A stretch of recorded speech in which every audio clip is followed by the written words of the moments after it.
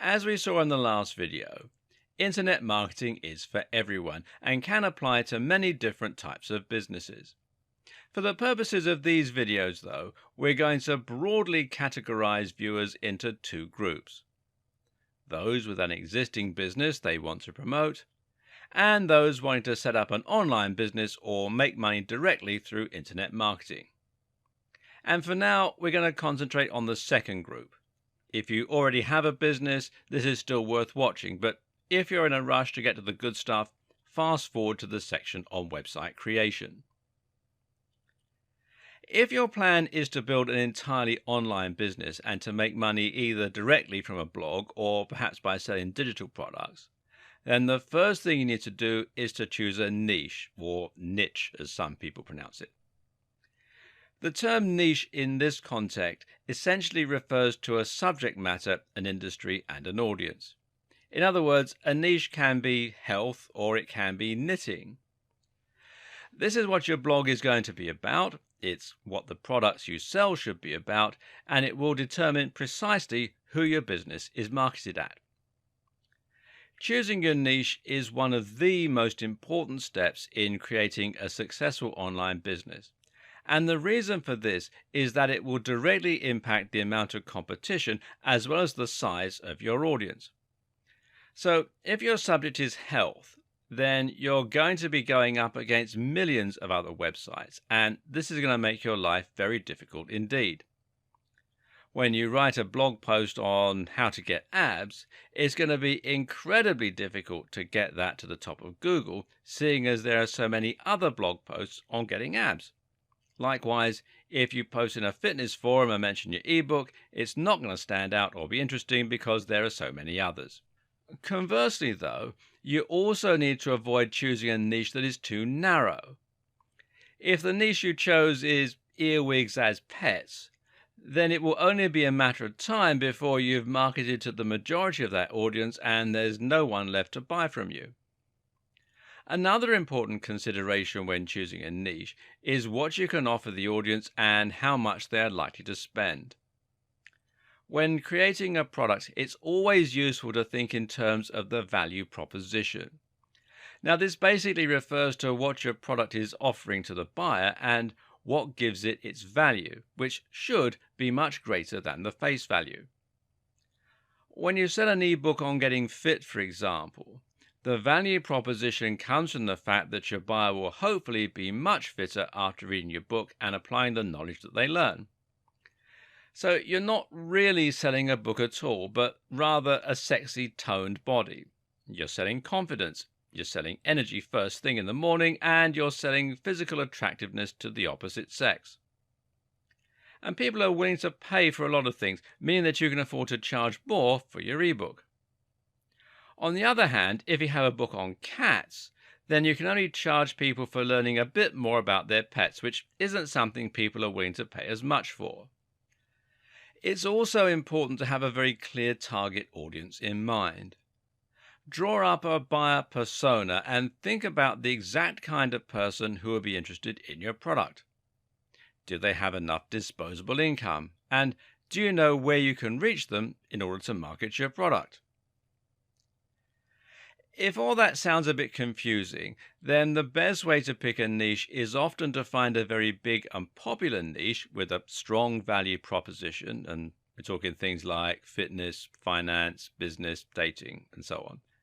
And then to narrow down to find a specific section within that niche. So, for example, you might have fitness for the over 50s, fitness for nerds, and as a sidebar, nerdfitness.com is a highly popular website. You could have fitness for X condition, whatever you want to put in.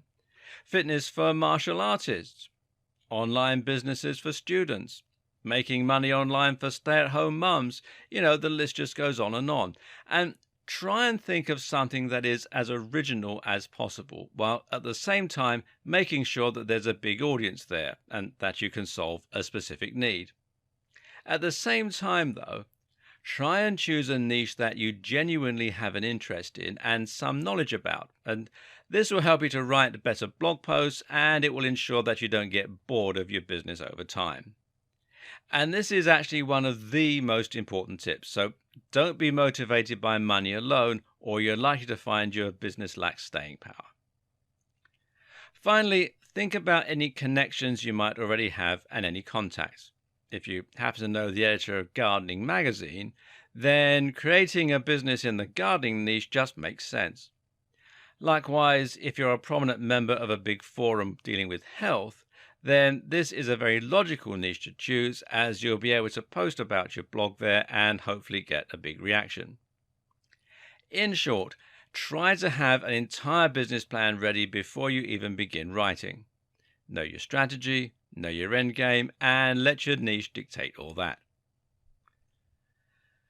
The next thing you need to do is to create a stunning website. Now, this is highly important, as your website is what's going to create the first impressions for your visitors and give them the confidence to buy from you.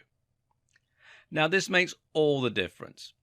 Think about your own experience, whether you're looking online for a place to eat, for a specific product to buy, or a blog to read.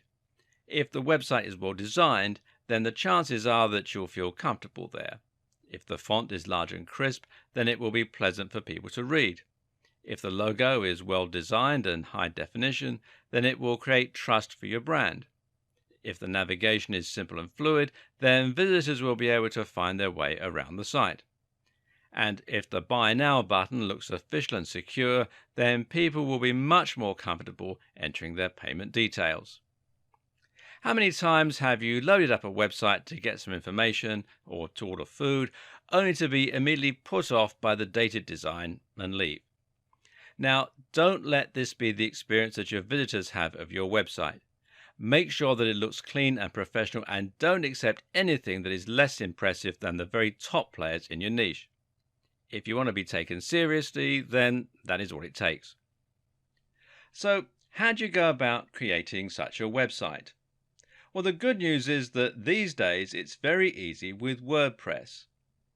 WordPress is, of course, a content management system and site building tool.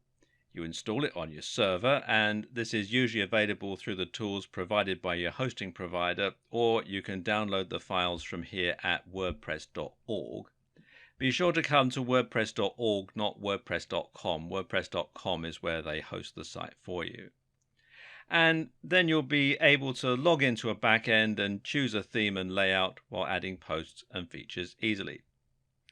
And WordPress is by far the most popular tool today for building websites, and it powers many of the biggest brands on the net.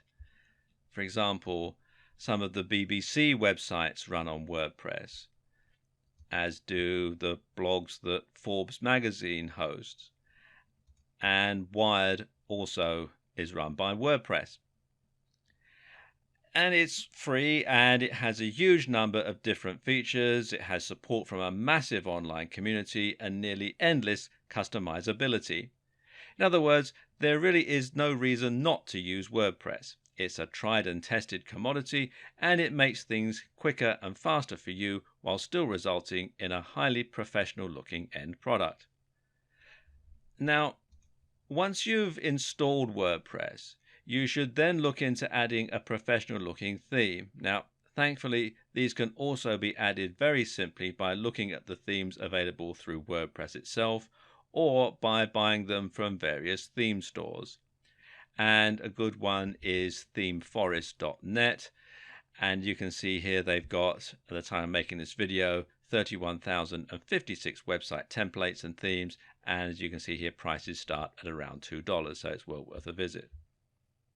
A professional looking theme with good customization options will generally set you back about $40, and this is a very worthwhile investment, as it can make your site considerably more professional looking, help it to stay responsive so that it fits the size of the display that it's being viewed on, and generally ensure that it's polished and able to compete with those top players. You also need a great logo, which will help you to brand your business and will give you more marketing options. A good logo needs to be unique. It needs to encapsulate what your business is all about, try to communicate the value proposition if you can, and it needs to be crisp and high definition to look professional.